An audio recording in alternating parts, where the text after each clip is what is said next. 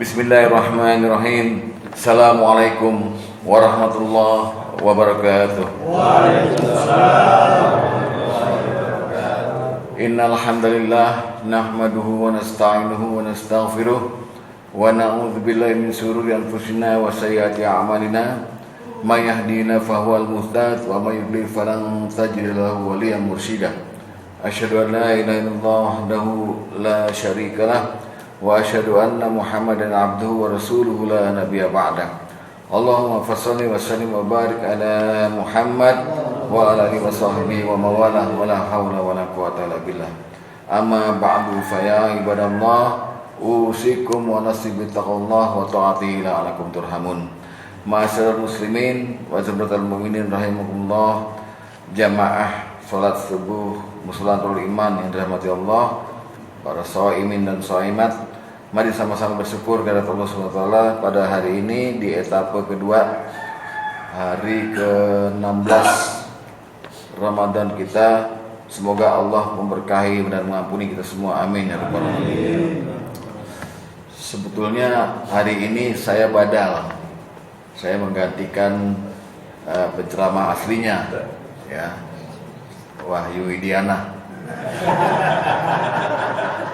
Saya kan Mahis Judi, Dirjen di MA ya, Pak. Astagfirullah. Jadi gini ya, Pak, kita nih dibikin bulan Ramadan tuh untuk apa? Pasti Allah punya tujuan. Nggak mungkin Ramadan tuh kayak bulan-bulan biasa. Waktu akhir bulan Sya'ban di tahun 2 Hijriah, Rasulullah tuh dapat wahyu kutiba alaikumusiyam itu sebelum beliau khutbah Jumat. Jadi kesaksian Salman Al-Farisi, Rasulullah khutbah Jumat, khutbahnya Rasulullah SAW. Rasulullah mengkhutbahi kami min fi yaumin min akhiri Sya'ban, di akhir bulan Sya'ban, di Jumat terakhir di bulan Sya'ban. Apa yang Rasulullah bilang? Ayuhan nas, wahai manusia, qad adzallakum syahrun azimun mubarakun. Wahai manusia, sungguh telah datang, sungguh kamu akan dinaungi oleh satu bulan yang berkah, sebulan yang agung dan berkah. Jadi nggak main-main ini. Ada tamu mau datang, namanya Ramadan. Nah, untuk apa dia? Ternyata kita dikasih Ramadan tuh untuk istirahat, Pak. 1 bulan tuh tolong kalau bisa jangan jadi orang jahat, jadi orang baik, jadi orang yang baik gitu di hadapan Allah. 1, kedua, kegiatannya dunia itu dikurangin, lebih banyak akhirat. Al-Quran mengajarkan kita begini, ya ayyuhalladzina amanu ittaqullaha wabtaghu ilaihil wasilah. Al-Maidah ayat 35. Hai orang-orang beriman, bertakwalah pada Allah dan wabtaghu, carilah. Kita disuruh cari ilaihil wasilah, jalan buat dekat sama Allah. Nah, kesempatan untuk jalan untuk buat dekat sama Allah itu di Ramadan. Di bulan Ramadan ini nggak ada lain lagi. Karena bulan lain kita sibuk, Pak. Pak Tri sibuk ngajar dulu, Pak Tarjo sibuk, semua sibuk. Nah, Ramadan ini tolong kerjaan dunia dikurangin, cari jalan supaya kita dekat sama Allah. Kenapa mesti begitu? Karena dalam rangkaian ayat puasa di Al-Baqarah itu, Allah pernah mengumumkan, wa idza sa'alaka ibadi anni fa inni qarib. Kata Allah, Muhammad, kalau ada orang yang tanya sama kamu soal aku ini dekat.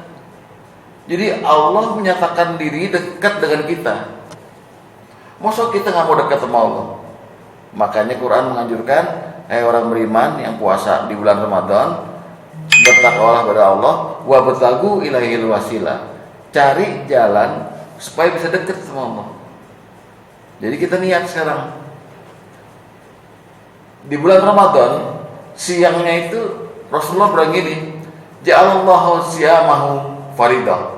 Siang harinya Allah wajibkan kita puasa, dan malamnya dijadikan oleh Allah wadah untuk kita berbuat amal yang mendekatkan diri kita pada Allah.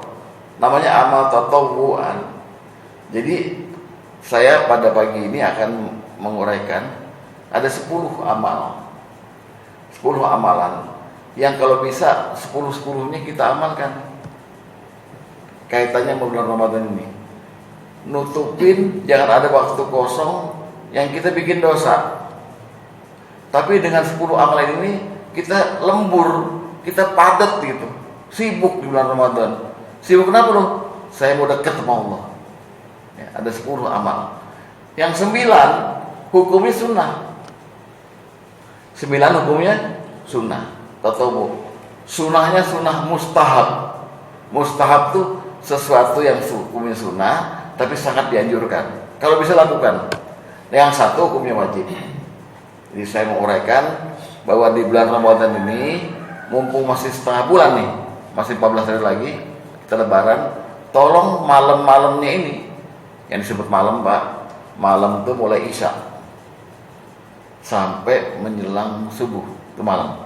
Tolong malam-malam ini kurangin tidur, lakukan ini. Lakukan yang 10 ini.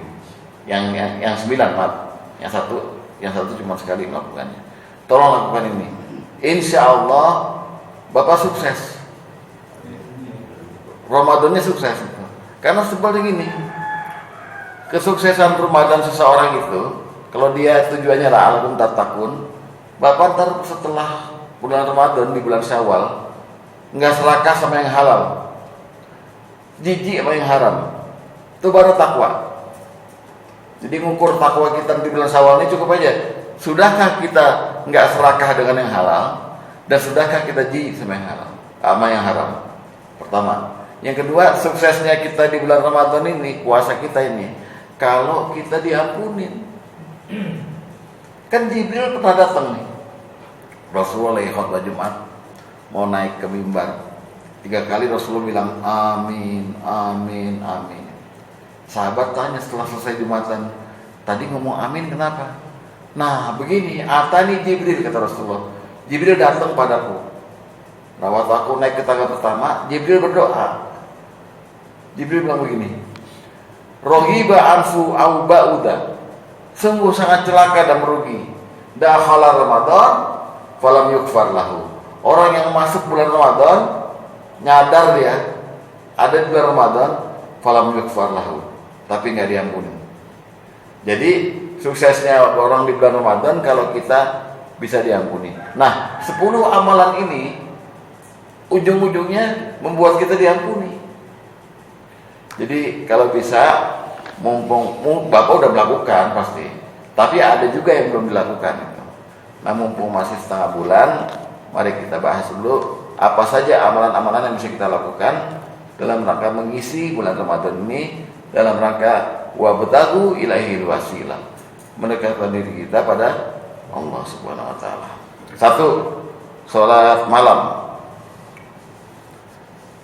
Salat malam di bulan Ramadan diganti namanya, jadi salat tarawih. Sebetulnya dalam hadis maupun dalam Al-Quran sendiri tidak ada kata-kata tarawih, nggak ada, pernah ada kata-kata tarawih. Kata-kata tarawih itu artinya santai, itu adanya di kitab-kitab fikih. Tapi nggak apa-apa, dipakai aja. Itu cuma memajukan jamnya salat malam ke setelah isya. Soal rakaatnya semuanya sah. Ada yang mau 11 silakan, 20 silakan. Tapi lakukan. Kalau bisa berjamaah, jangan sendiri. Di rumah boleh, di masjid boleh. Nah, di luar Ramadan saja, tarawih itu, salat lail itu, salat malam itu punya 6 keutamaan. Pertama, innahu syarafal mu'min.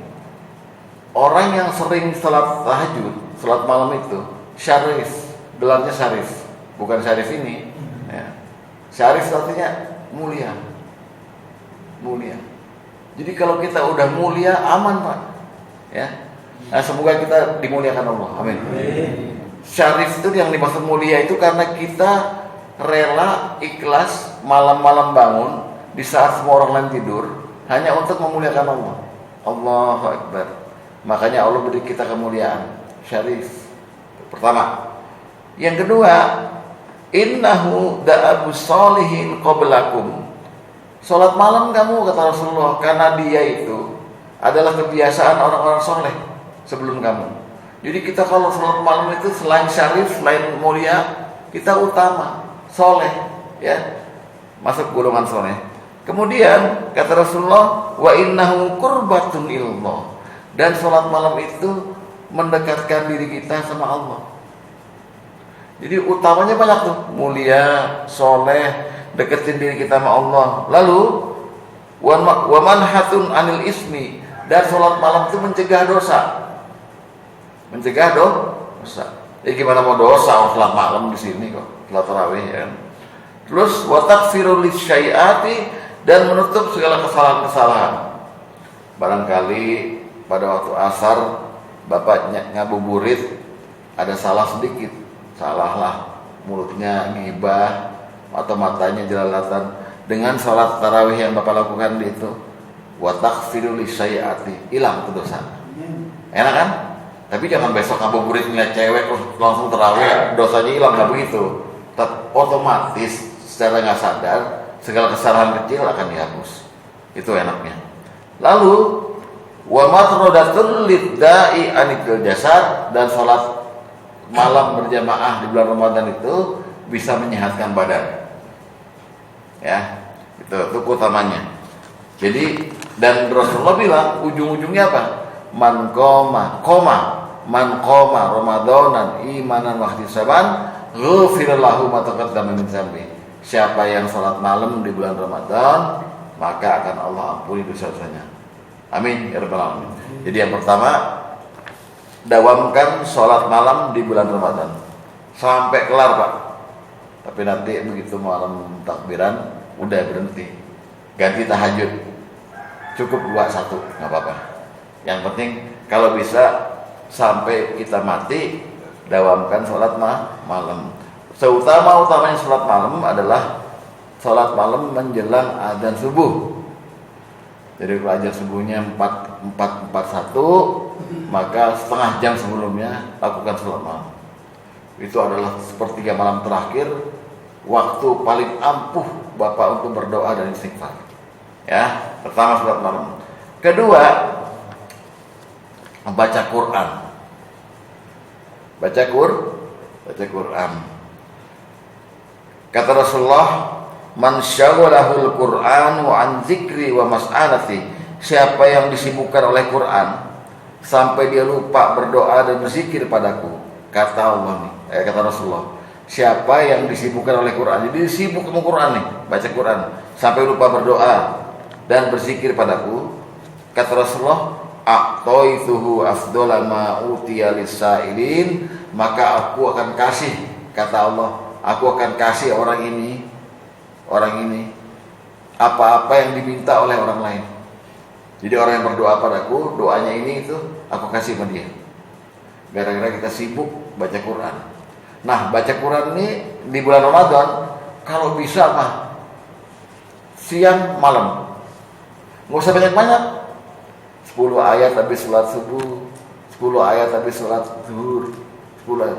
Nggak usah banyak-banyak, Pak. Nggak usah puasa emosi 30 juz di bulan Ramadan, nggak usah.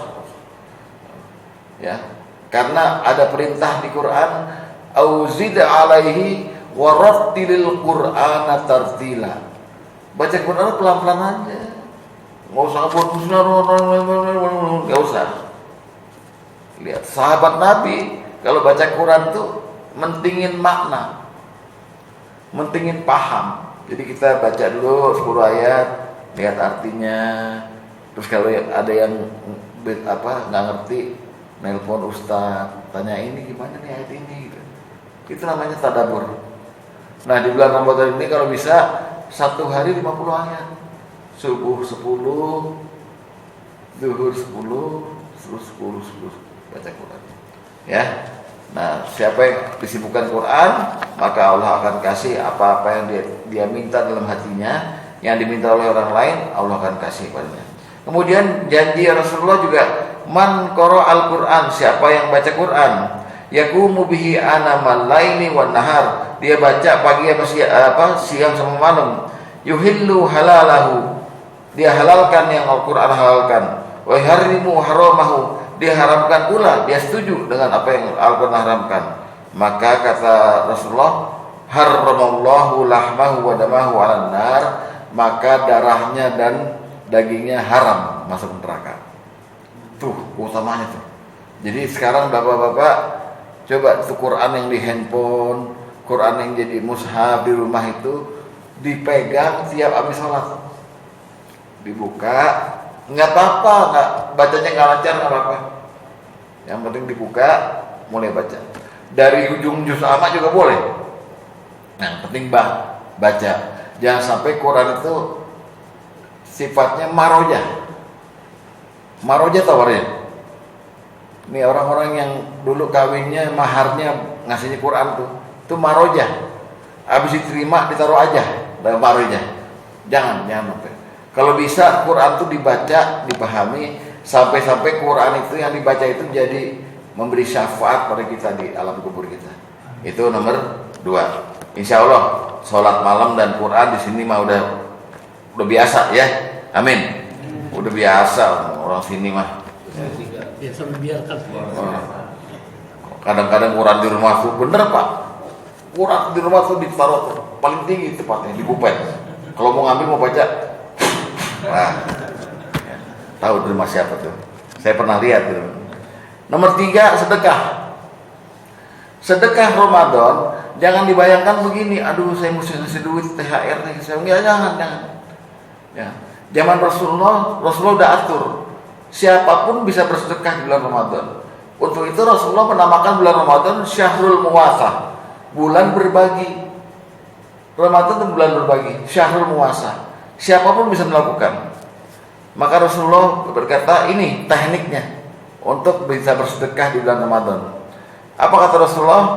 Man fatara fihi shaiman, siapa yang memberikan dalam bulan Ramadan buka puasa kepada orang yang berpuasa, kana maghfiratan lidzunubihi, maka dia akan diampuni dosa-dosanya. Wa ithqa raqabati minan nar, dan akan dibebaskan dari api neraka. Ya kan? Wa kana lahu mislu ajrihi min ghairi, dan dia akan mendapatkan pahala orang yang berpuasa itu yang dia kasih makanan tadi tanpa mengurangi pahala dia. Jadi Bapak ngasih buka puasa ke orang, maka Bapak akan diampuni dosanya dan akan dibebaskan dari api neraka. Dan pahala orang yang berpuasa itu kita dapat. Jadi kita dapat 2 pahala. Pahala kita sendiri yang memberikan makanan, dan pahala orang berpuasa kita dapat tanpa mengurangi tanpa mengurangi pahala dia.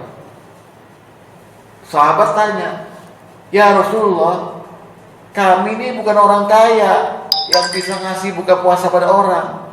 Mana bisa kami lakukan itu?" Kata sahabat. Maka Rasulullah bilang, "Kamu tenang aja.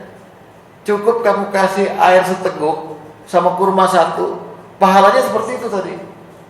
Nah, jadi bapak-bapak yang punya cendol, punya uang 2.000 beli bakwan, cukup itu kasihin ke orang yang buka puasa, maka akan diampuni dosanya. Itu sedekahnya. Ya. Jadi jangan sampai di hari-hari di bulan Ramadan itu dilewatkan tanpa bersedekah. Nggak banyak kan, 5.000 perak, tapi udah bisa memberikan buka puasa pada orang. Kemudian sedekah yang kedua yang didaftar oleh Rasulullah di dalam bulan Ramadan adalah man khaffafa an mamlukihi fihi ghafarallahu lahu wa afaitahu minan nar. Barang siapa yang meringankan pekerjaan pembantunya atau karyawannya atau anak buahnya di bulan Ramadan diringanin, maka dia akan diampuni oleh Allah dan akan diberikan pembebasan dari api neraka. Simple. Terakhir, sedekah di bulan Ramadan itu, wa man syaqqa shaiman, barang siapa yang memberikan minum kepada orang yang berpuasa, dibuka puasa ya, bukan siang-siang diberi minum, memberikan minum buka puasa, saqahullahu min haudi, Allah akan memberikan seteguk air di danauku di padang mahsyar. Kata Rasulullah. Yang sekali minum kita nggak akan aus selamanya sampai kita masuk surga nanti. Amin. Jadi itu Pak, amalan yang pertama adalah apa tadi? Salat malam. Yang kedua adalah baca Quran, ketiga sedekah. Insya Allah tiga-tiganya udah pernah nih dan akan terus sampai hari akhir nanti. Amin. Yang keempat, zikir pada Allah. Zikir ini sudah ditetapkan di bulan Ramadan ini, ada zikir-zikir tertentu yang memang mesti kita ulang-ulang terus. Kata Rasulullah, waksiru, banyak-banyaklah engkau, ya, wastaksiru fihi min arba'in hisol. Banyak-banyaklah engkau di bulan Ramadan ini mengucapkan 4 perkara. Kata Rasulullah. Jadi kita disuruh berzikir 4 perkara. Padahal zikir yang lain banyak. Di luar bulan Ramadan kita boleh zikir macam-macam. Ada zikir la ilaha illallah, ada subhanallah walhamdulillah wa la ilaha illallah Allahu akbar, ada subhanallah wa bihamdihi subhanallahil azim, ada la ilaha illallah la syarikalah. Boleh silakan. Juga boleh di bulan Ramadan itu boleh, enggak ada masalah. Tapi ada zikir yang mustahab yang sangat dianjurkan di bulan Ramadan itu ada 4. Ya. Dari 4 itu yang 2, khoslatan turduna bihi marabbakum wa khoslatan la ghina bikum anhuma. Yang 2 itu kalau kita ucapin itu banyak-banyak, Allah ridho sama kita. Yang 2 lagi memang kita butuhin. Kata Rasulullah. Fa ammal khoslatan allati turduna bihi marabbakum, adapun 2 perkara yang kau boleh ucapkan, sering-sering ucapkan dan Allah akan ridho padamu, fa syahadatu alla ilaha illallah wastaghfirunahu. Engkau berucap syahadat tauhid dan engkau mohon ampun padanya. Prakteknya asyhadu an la ilaha illallah astaghfirullah. Pak, asyhadu an la ilaha illallah astaghfirullah. Pada saat ini Allah ridho pada Bapak. Amin. Ridho. Yang 2 lagi sungguh sangat kita butuhkan. Wa amal khoslatani latani turdu la ghina bikum anhuma. 2 perkara lagi sangat kita butuhkan, yaitu apa? Fatas'alunallahal jannah wa ta'udzu minan nar. Engkau minta pada Allah surga dan engkau mohon perlindungan dari api neraka. Prakteknya nas'alukal jannah. Ayo, nas'alukal jannah wa na'udzubika minan nar. Wa na'udzubika minan nar. Jadi kalau dirangkai, asyhadu an la ilaha illallah astaghfirullah nas'alukal jannah a'udzubika minan nar. Ustaz, ada yang nambahin as'aluka ridhoka wal jannah, boleh. Itu kan artinya saya minta ridhomu dan surgamu.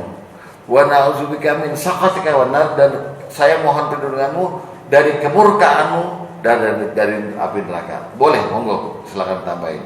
Jadi lakukan ini setiap habis salat nih. Habis subhanallah walhamdulillah Allahu akbar kabira walhamdulillah katsiran, baru asyhadu an la ilaha illallah astaghfirullah asyhadu jannah wa tukanan. Pakai tasbih atau pakai jari 100 kali. Insya Allah kabul sehingga sukses kita di bulan Ramadan ini menjadi orang yang diampuni. Amin ya rabbal alamin.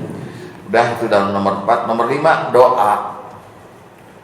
Di dalam ayat di Al-Baqarah mengenai puasa itu terselip perintah berdoa. Wa idza sa'alaka ibadi anni fa inni qarib ujibu da'watad da'i idza da'an. Kalau ada hambaku bertanya padamu Muhammad mengenai aku dekat. Aku mengabulkan semua doa selama mereka berdoa padaku. Kata Allah begitu.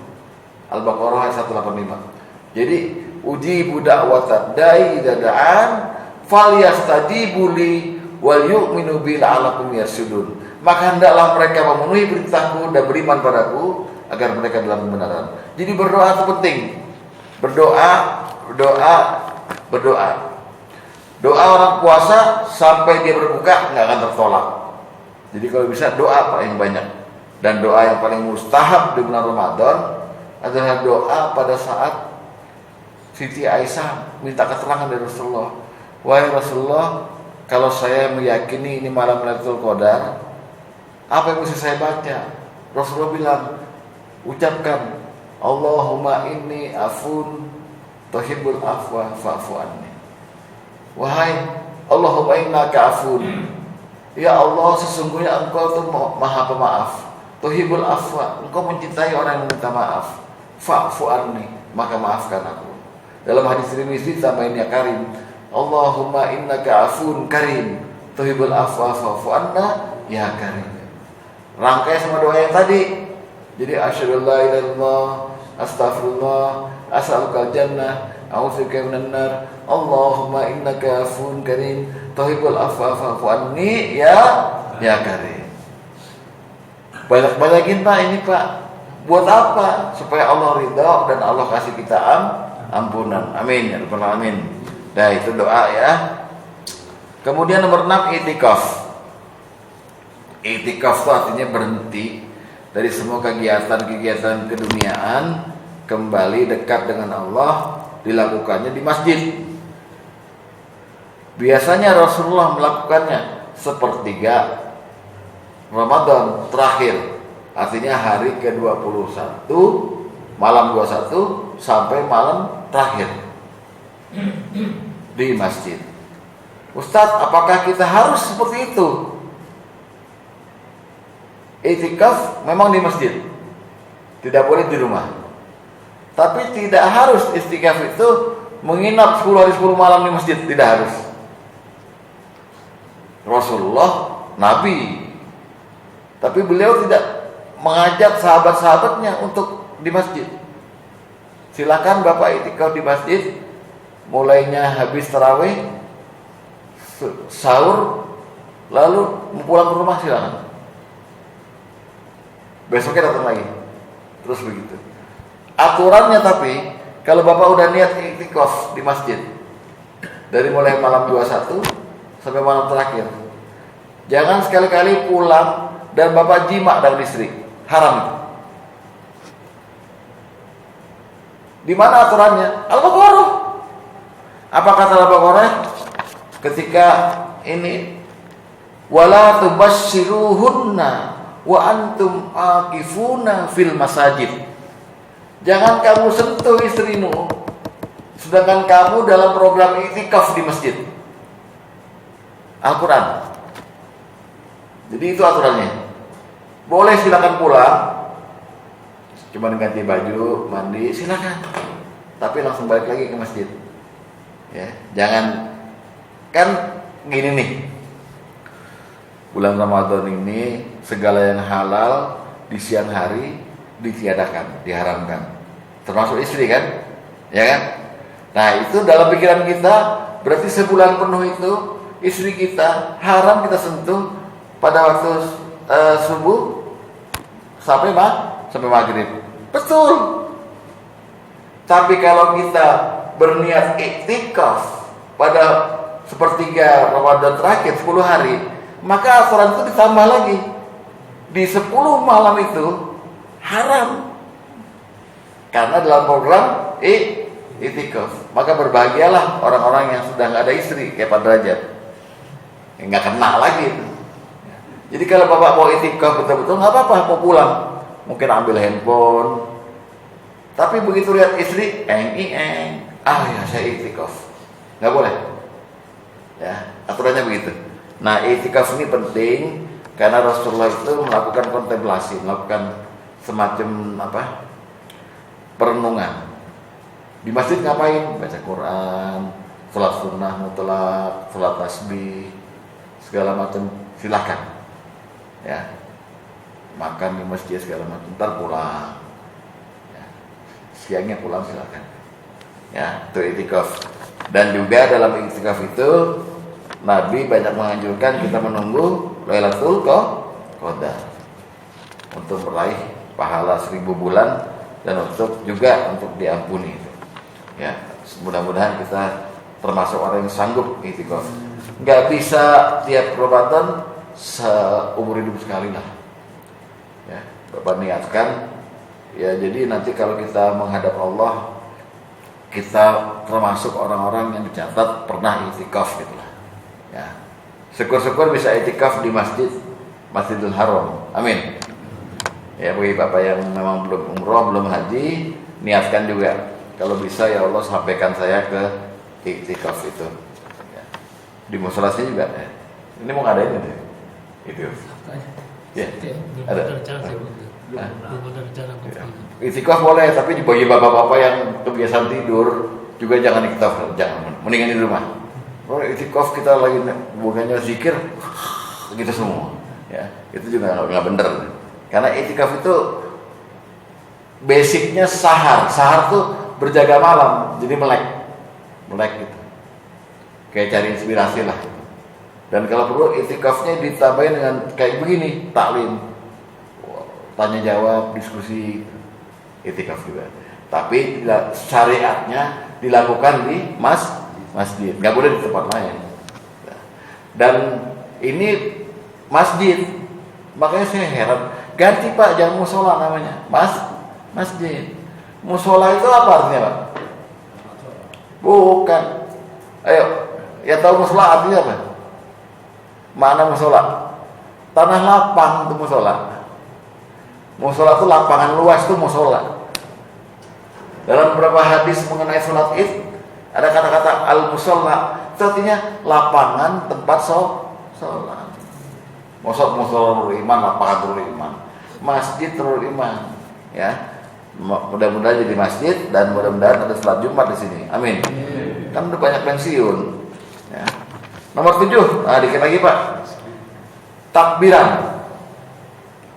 Dari tadi nomor 1 sampai nomor 7 ini semua hukumnya sunnah, tapi dianjurkan mustahab. Takbiran. Takbiran ini perlu Bapak tahu perintahnya langsung dari Allah. Dalam ayat puasa 184. Walitukmilul iddata walitukabbirullaha ala ma hadakum wa la'allakum tashkurun.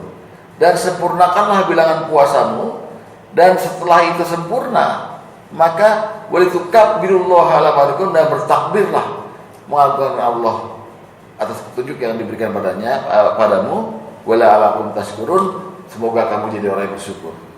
Takbiran. Nah, perintah dari Rasulullah, apa kata Rasulullah mengenai takbiran itu? Zayyinu a'yadakum bit takbir. Hiasilah hari rayamu dengan takbir. Takbir. Allahu akbar, Allahu akbar, Allahu akbar. La ilaha illallah. Silakan sekeras mungkin, enggak ada masalah. Itu zikir yang diizinkan keras tuh, takbir dan labbaik Allahumma labbaik, apa namanya? Apa itu? Talbiyah. Itu diizinkan keras karena Jibril sendiri diperintah Allah untuk bilang sama Rasulullah, suruh Muhammad dan sahabatnya mengkeraskan talbiyah dan takbirnya. Ya, jadi boleh. Nah, takbir itu kalau Idul Fitri takbirnya muqayyad. Takbir ditentukan waktunya dari mulai maghrib Ramadan terakhir, ya Ramadan terakhir nih buka puasa, berarti masuk 1 Syawal kan? Maka boleh takbir di situ sampai habis itu jangan takbir lagi, karena susunan takbir itu hanya untuk Idul Fitri dari mulai maghrib 1 Syawal sampai khotib naik mimbar besoknya, silakan takbir.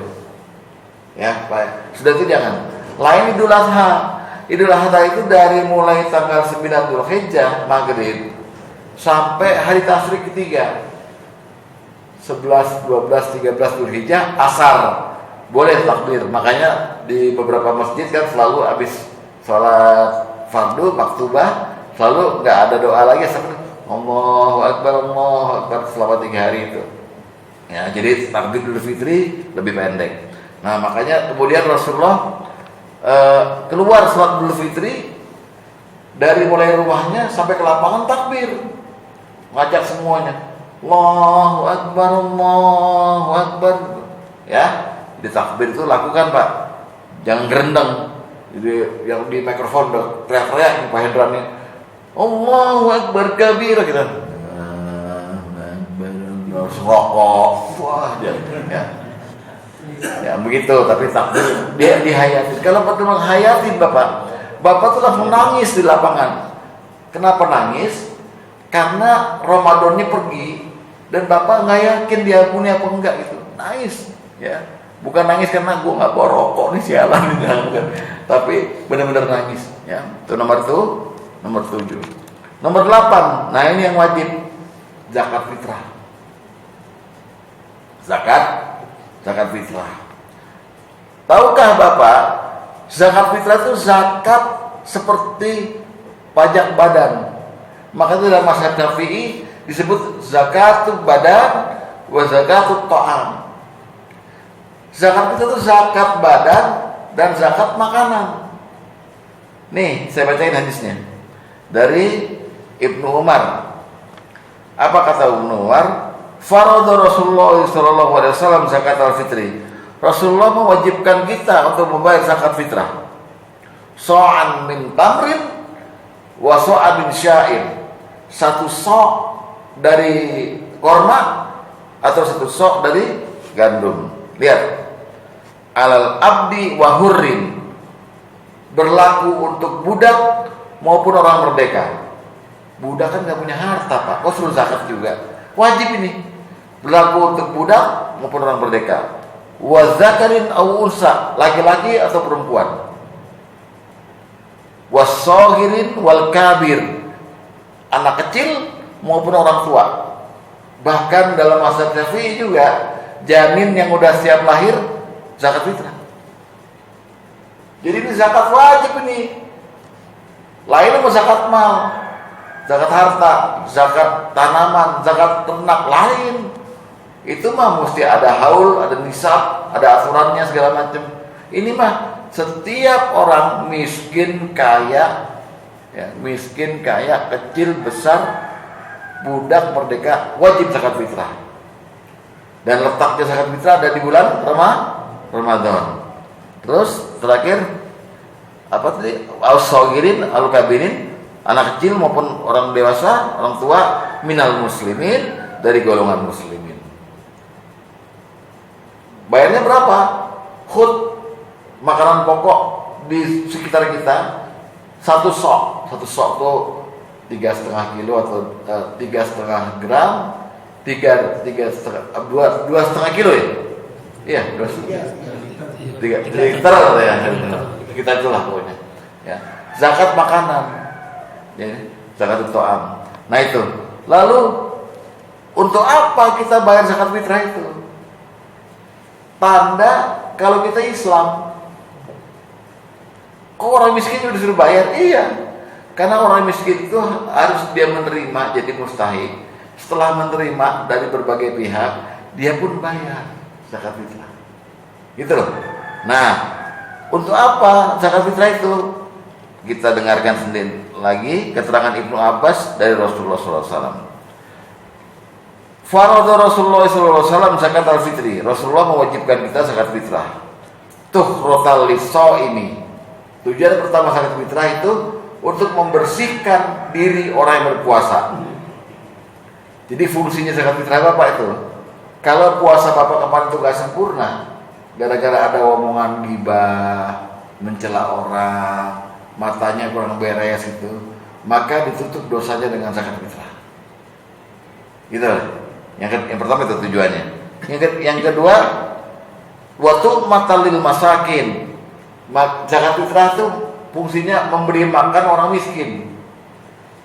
Memberi makan orang miskin. Ini sekaligus hadis takhsis yang mengkhususkan zakat fitrah hanya untuk orang miskin saja.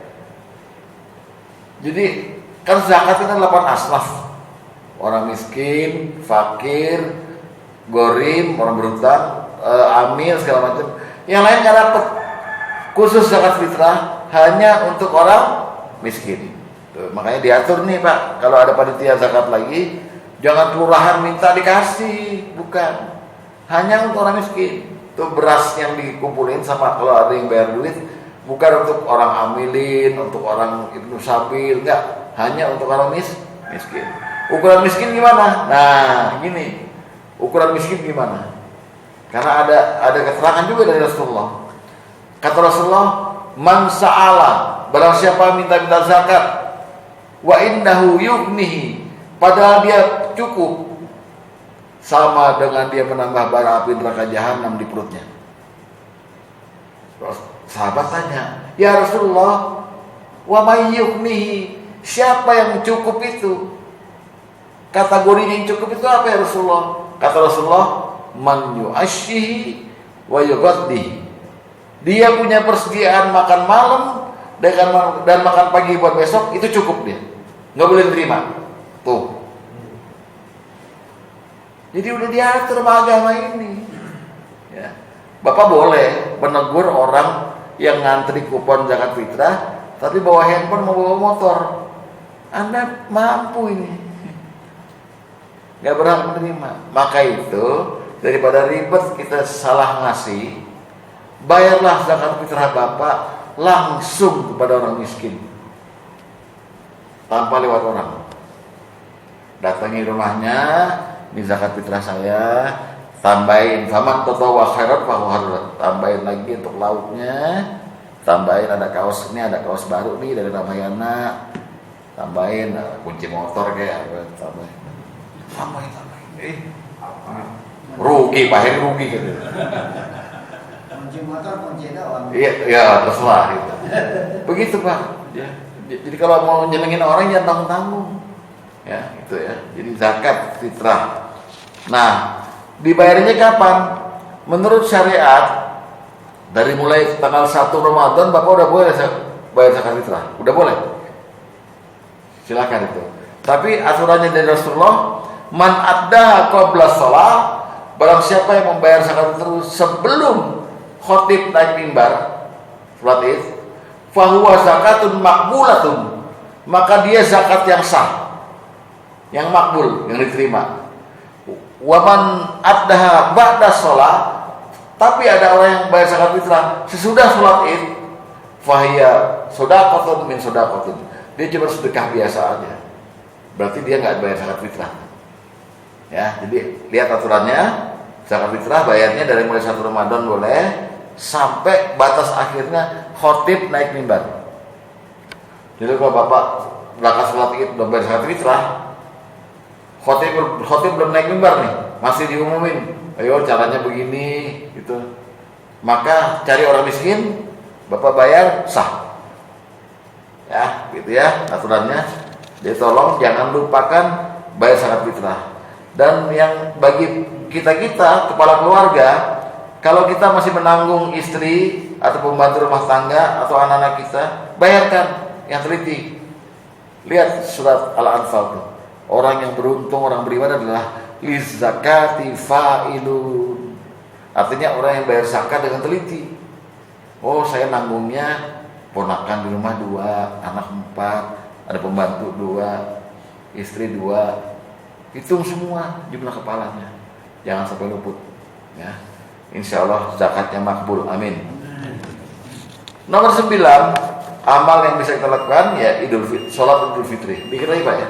Sholat Idul Fitri. Walaupun sebetulnya ini agak panjang, sharing saja. Sholat Idul Fitri itu bukan sholat yang main-main tuh. Kalau kita perhatikan ada hadis Baihaqi mengenai sholat Idul Fitri, maka ada peristiwa gaib di sholat Idul Fitri itu. Sholat Idul Fitri adalah tempat diwisudanya orang-orang yang lulus bulan Ramadan. Ini rangkaiannya Ramadan Idul Fitri. Jadi hadisnya nanti Bapak lihat di kitab Baihaqi ya. Ada hadis mengenai Lailatul Qadar. Lailatul Qadar itu adalah peristiwa di mana Jibril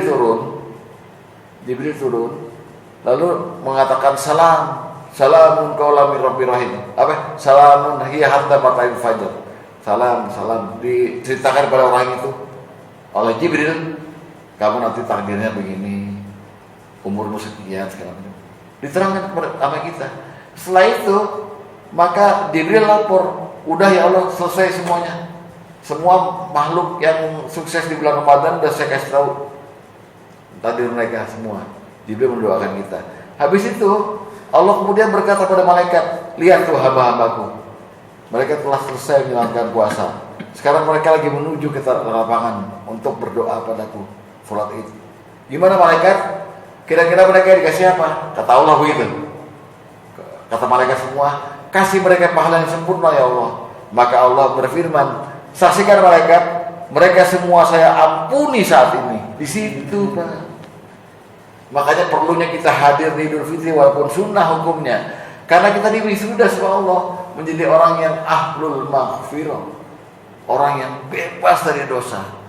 Ka yaumu waladathu ummu, sebagaimana seperti kita hari di mana kita dilahirkan oleh ibu kita, bersih, suci, tanpa noda. Amin. Ya, jadi perlu ya Bapak memaksakan diri untuk hadir di Idul Fitri. Terakhir, amal yang perlu kita lakukan walaupun udah di bulan Syawal, yaitu puasa Syawal. Kata Rasulullah, man shoma Ramadan, barang siapa yang berpuasa Ramadan, summa atba'ahu sitta min Syawal, kemudian diikuti oleh 6 hari puasa Syawal, kasyamid dahr, sama dengan dia berpuasa berpahala 1 tahun penuh puasa. Ya. Jadi puasa Syawal ini untuk orang-orang kayak macam kita ini Pak, yang memang berat, Ramadan udah mau pergi berat gitu. Ya kayak kita ini, ya Pak ya. Wah, Bapak jauh dah. Kalau perlu kapan lebaran gitu. Lapar Pak Heri, apalagi Pak Heri nggak tahan gitu ya. Siang-siang ngerokok aja gitu. Ya. Jadi mudah-mudahan 10-10 amal ini bisalah kita lakukannya. Amin. Dan kita menjadikan orang yang makbulatun, semua amal kita diterima oleh Allah Subhanahu wa taala. Demikian, semoga ada manfaatnya dan mohon maaf segala kekurangan. Wassalamualaikum warahmatullahi wabarakatuh. Ini mengenai puasa ini, kita dalam keluarga itu kan kasihan sama istri, jam 2:30 bangun masak untuk menyiapkan sahur. Habis itu paginya cuci, kumpul, periksa, sore sudah jaga lagi. Karena kita merasa kasihan itu, Pak Haji, istilahnya kita berkata sama istriku, kasihan kalau kita puasa ini kita kurang kasih sayang, boleh nggak saya nyium gitu. Nah, setelah itu kita laksanakan nyium pagi-pagi itu membatalkan puasa nggak? Nyium ya Pak? Ya. Karena kita merasa kasihan. Oh ya, ya. Cium dari mahram dari suami pada istri kan gambar kasih sayang Pak, nggak ada masalah. Asal jangan lama setemu nisa itu jangan dengan syahwat Pak itu. Jangan Pak. Jadi cium-cium aja. Wah kita ada. Kesian kamu dilus-lus aja sebentar. Ya. Jangan Bapak ngambil tangan dia, tolong lus juga jangan. Cukup lus cium 1 kali aja Pak. Jangan banyak-banyak Pak. Lebih dari 3 kali, kemudian udah keringetan tuh Pak. Ya, keringetan nagih lagi yang lainnya. Boleh, nggak membatalkan puasa. Karena Rasulullah juga ada dalam beberapa hadis Bukhari itu, asar-asar sebelum buka, Rasulullah tuh bukan kayak kita ngabuburit. Beliau tuh mau sedekah asar tuh, keliling di kampung itu. Sebelumnya beliau nyamperin Aisyah. Ya, manggilnya darling kan. Ya Humairah, darling. Wah, dah gitu. Genit-genitan gitulah, nggak apa-apa. Tapi jangan berhasrat untuk jima. Nggak membatalkan, Pak. Nggak apa-apa. Kecuali kalau bukan istri kita, istri tetangga gitu. Bu mau ke lapangan Bu nitip apa? Wah, jangan. Itu batal banget ya. Ya. Gitu Pak. Ya. Pak. Tangannya ke belakang ya Pak. Ya Pak Haji, yang mau saya tanya ini agak kepo dikit ini. Iya. Mushaf Al-Quran itu kan adanya setelah zaman Utsman. Oh iya. Nah sebelum itu para sahabat itu atau orang Islam pada saat itu, itu membaca Qurannya gimana? Iya. Itu yang pertama. Pertama, oke baik. Kemudian yang kedua terkait dengan iktikaf. Apakah iktikaf itu memang harus 10 hari full penuh, sepertiga bulan full penuh, atau boleh terputus, atau boleh kurang dari itu? Baik. Ya. Kemudian yang ketiga terkait dengan zakat fitrah. Zakat fitrah tadi ada hadis yang mengatakan cukup itu adalah ketika orang sudah punya persediaan untuk nanti siang atau malam gitu ya. Iya. Nah, sudah cukup. Untuk zaman sekarang mungkin ya itu agak sulit Pak mencari orang yang benar-benar hanya punya makan sekarang ini gitu loh. Mungkin yang kedua, ketiga agak jarang lah. Sehingga mungkin zakat fitrah yang didapat kalau ada pengumpul zakat fitrah katakanlah masjid itu mungkin akan berlebih kalau berdasarkan itu harusnya bagaimana membaginya? Membaginya, Iya. baik. Dari yang pertama, kata Al-Quran, Inna nahnu nazzalna zikra wa inna lahu lahafidun. Kami menurunkan Quran dan kami pula yang menjaganya. Kata Allah begitu. Jadi Al-Quran itu dijaga keberadaannya. Cara Allah menjaganya ketika belum ada mushaf adalah dengan cara membuat para sahabat diilhamkan untuk hafal. Rasulullah apa hafal? Kalau Rasulullah jangan diragukan, pasti hafal Quran. Para sahabat hafal semua. Di antaranya ada Ubay bin Mu'az bin Jabal, ada siapa? Ada Ubay bin Ka'ab. Caranya mereka baca Quran adalah dengan menghafal. Dan sahabat-sahabat yang belum hafal selalu bertanya pada mereka. Sampai zaman Utsman baru kemudian dikumpulkan semua catatan-catatan mengenai ayat ini, karena Quran turun dalam 7 dialek, namanya qiraah sabah. Kumpulkan lagi yang sama, kemudian yang lain dibuang.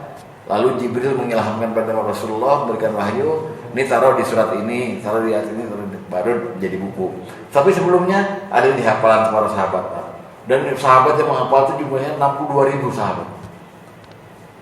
Mereka semuanya berunding, ini benar ya, ini kamu dengar ya, ini kamu dengar ya, iya, begitu.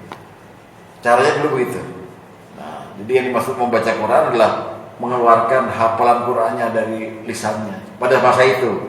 Kalau sekarang kita ini maksud dalam membaca Quran ya melihat Quran itu, membaca. Itu pertama. Yang kedua apa Pak? Orang miskin. Iya. Itikaf. Itikaf itu aturannya memang 10 hari terakhir. Sesungguhnya Rasulullah SAW akan berlaku lain seperti biasanya saat 10 hari terakhir bulan Ramadan. Beliau melakukan 3 hal yang paling dasar. 1, mengencangkan sarungnya. Artinya beliau nggak pernah lagi mementingkan urusan perut nih. Ya. Yang kedua, menghidupkan malamnya, melakukan zikir segala macam. Ketiga, membangunkan keluarganya. Artinya beliau pulang juga berarti kan? Beliau pulang juga, ayo, tahajud, balik lagi ke masjid. Gitu. Nah, jadi kebiasaan Rasulullah 10 hari terakhir itu.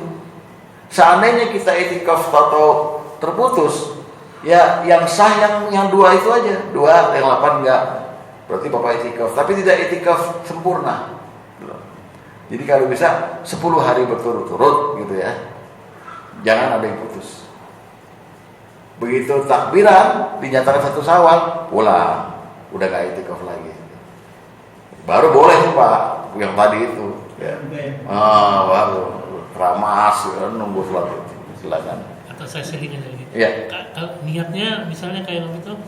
Pertama dia niat itikaf kan, Iya. dia pulang, dia mau ulang niat lagi atau langsung niat yang pertama aja? Untuk niat Maksudnya? niat itikaf. Oh udah itikafnya dari malam 21 udah. Saya niat itikaf tahun ini, haji syarat tahun ini. Biar pulang lagi nggak batal. Nggak batal niatnya itu. Ya. Jadi pulangnya nggak apa-apa, tapi jangan diputus. Kalau cuma 3 hari ya udah, berarti Anda tahun itu nggak itikaf, hanya sekedar datang ke masjid aja. Gitu. Jadi itikaf itu memang 10 hari berturut-turut. Soal nginepnya nggak apa-apa, nggak usah nginep. Gitu. Karena itu ayat tadi kan jelas. Wa antum la tubashshiruhunna wa antum akifuna fil masajid. Artinya jangan kamu sentuh istrimu sedangkan kamu itu ada lagi dalam wilayah program itikaf di masjid. Nah berarti ini kan ayat ini turun untuk orang-orang mukhatabnya, khitabnya pada orang yang lagi pulang nih. Lagi pulang mungkin mau ambil apa, sisir apa itu. Terus lihat istrinya, lah si Neng nggak hati-hati tidurnya. Nah itu godaan Pak. Padahal halal malam hari, tapi ada aturannya wala tubashshiruhunna wa antum akifuna lil masajid. Gitu. Al-Baqarah 185. Jadi gitu Pak ya. Yang membuat dia sempurna adalah 10 hari berturut-turutnya itu. Bukan 10 hari, pokoknya 9 bisa, 10 bisa. Nah, gitu. Yang ketiga, soal orang miskin ini, makanya paling hati-hati itu bayar zakat fitrah langsung kepada orangnya. Yang kita anggap oke lah, aturan Rasulullah kita sedikit agak nabrak lah. Tapi kan jelas bahwa orang miskin tuh boro-boro untuk beli apa, makan aja susah, tinggal nasi buat malam ini sampai besok pagi, berarti dia miskin. Jadi kita yang bisa atur nih buat makanmu sebulan ke depan, ini zakat fitrah saya nih, tambahin tadi tuh ada kunci Honda Beat ya, apa gitu tambahin. Itu Pak, itu ada ayat itu, faman tatawwa khairan fahuwa khairul lah. Siapa yang mau nambah di luar kewajibannya, itu baik bagi dia. Jadi jangan pelit-pelit kan. Jangan ngepas gitu. Zakat fitrah segini, ya udah saya bayar segini, jangan. Zakat fitrah misalnya satu orang berapa sih segini? Berapa? Setengah liter. Iya enggak. Kalau duit berapa? 50.000 biasa yang tahun lalu 50.000 sih. 50.000. Dibayar 55, 50, 60 gitu loh.